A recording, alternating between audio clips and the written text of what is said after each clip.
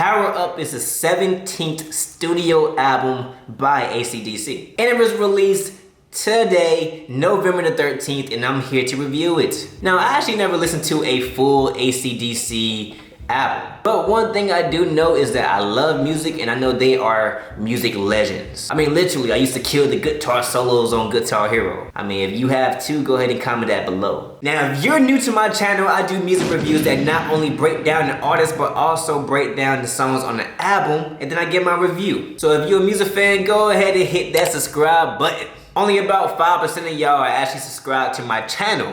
So help a brother out, let's change that today, and let's get to 30 likes on this video and 30 new subscribers. And if you want me to review your music, go ahead and send me a DM on Instagram or just send me an email. Now let's go ahead and get into the video.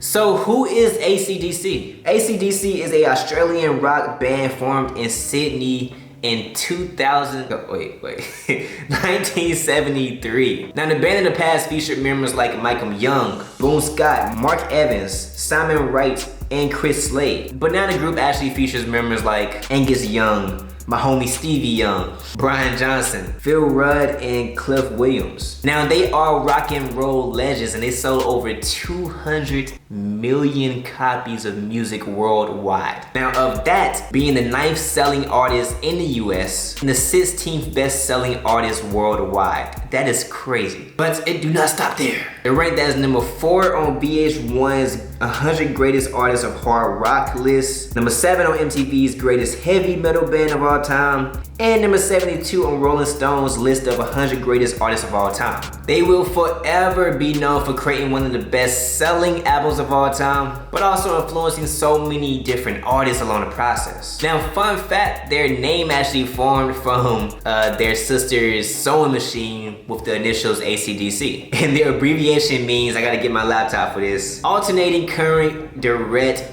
current electricity, which the brothers felt like it symbolized the way the band was and the way they performed and the way the energy was presented in their tracks. Now, ACDC is the 5th best-selling band in the US and the 10th best-selling artist, selling more albums than Madonna and Mariah Carey. We all know how rich Mariah Carey is. But enough about ACDC, let's go ahead and get to the album. But before I do, go ahead and smash that like button, make it turn blue, subscribe to the channel, and no, watch the video to the end if you're feeling very generous. The track lists are as follows.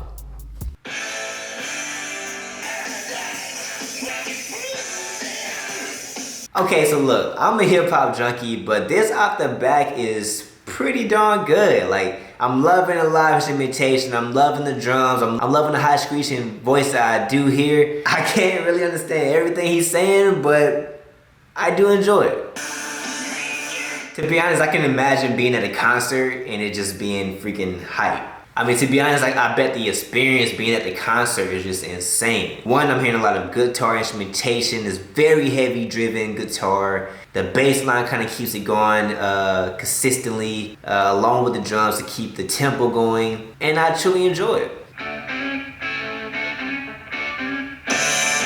First off, that guitar should probably get sampled. You know what, I probably will sample that. Okay, now after listening to Shot in the Dark, I can definitely tell that Prince had to at least listen to ACDC. Look, go back and listen to Screwdriver by Prince. I swear, you can tell that there was some heavy influences for sure. But it's cool to kind of see how, like I said, ACDC influenced a lot of different artists, no matter the genre, to create greatness. ACDC also does a great job just like making some very catchy riffs. Like dun dun dun dun dun dun dun. Like it sounds good. Like, you don't have to be just a rock and roll fan to enjoy their music. Interesting. I love how the beginning of the song had a totally different drum progression. And then it switches out to a 1 2 1 2 1 2. So that was creative. There's a lot of big sounds here. And it's crazy because I really enjoy it. It's interesting because with hip hop you hear a lot of low end 808s that's happening throughout the tracks. But with rock and roll, it's like a totally different effect. It's a lot of higher EQ and a lot of higher sounds, which gives it a whole different type of feel when you listen to it.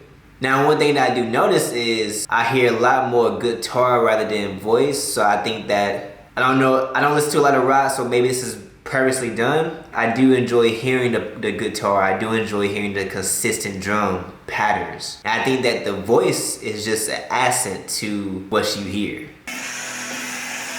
You can't tell me that don't sound good, yo. You cannot tell me that don't sound good. That sounds amazing.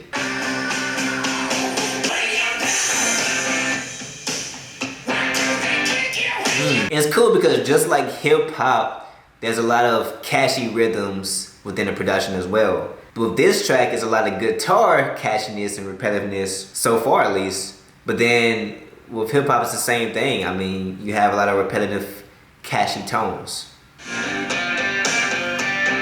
And listening to this makes me realize, like, I do wish more hip hop songs have that live instrumentation like this. It feels organic. I do enjoy how they use voices as well on top of the guitar. I feel like the voices just add a whole other level that just gives it so much more uniqueness. This might be my favorite track, yo. Why do they kick you when you down? Heck yeah. I feel like I can just be in the gym listening to it, you know what I'm saying? Get my workout in, grinding out, you know? He loves to drive him crazy. Yo, that guitar line is crazy. I'm telling you, look. Hey, rock and roll got the best guitar lines, hands down. I gotta give it to you, gotta give it to you. And then on top of that, the guitar and the bass guitar just works together to create something, just to create greatness. I love it. It's one of those songs that you play on Guitar Hero, and like you gotta make sure you get every single note right. I have to play the bass because I ain't that fast with the guitar, you know what I'm saying? I love it, I love it. Another thing that needs to be sampled. Hey, look, I'm gonna sample this. I'm gonna sample this so much. I probably can't get it cleared because it's ACDC, but I will sample this, for sure. One thing I do enjoy about these tracks so far is just the guitar brings a lot of different rhythms in the drums. So like, for example, the drums in this track is halftime while the guitar is in double time. I love that. And to be honest, after hearing this, it's definitely something that I need to do, or some elements that I need to add when it comes to me producing hip hop. But overall, after listening to this album, my first ACDC album, I'm amazed. I am so amazed. It is very unique. I see how ACDC have so much success with their music, and I see how they are one of the best to ever do it. Now, when it comes to me hearing the music, I hear a lot of crunching whiffs with the guitar and instrumentation, but also screeching vocals on top of a mid-tempo groove. Now, one thing that I did hear a lot is a lot of consistency. Now, there's a lot of consistency when it comes to very big sounds. Then also, I love how there's solos in there, but it's not too much. It's a lot of repetitive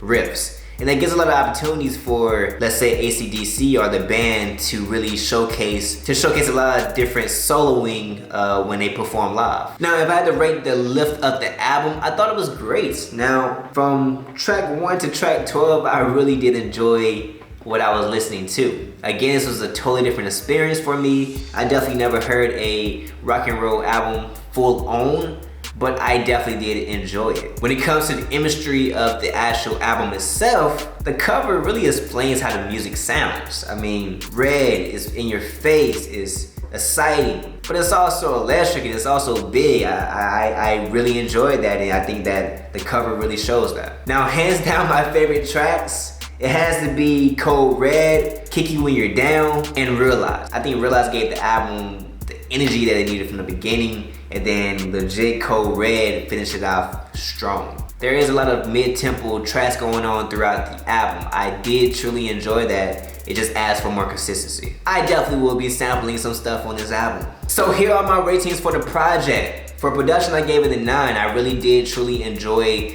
the instrumentation, the live drums, a live, literally everything. A live bass, a live guitar. I love how big everything sounded. When it comes to vocalism, I did enjoy the high squeaking tones. I gave it a 9. I did find it very unique, and I do see how that was probably one of their signature aspects to their music. When it comes to songwriting itself, I gave it a 10. I enjoy the catchiness of the songs, and I think when it comes to a lyrical standpoint for the type of music that they make, it's just perfect.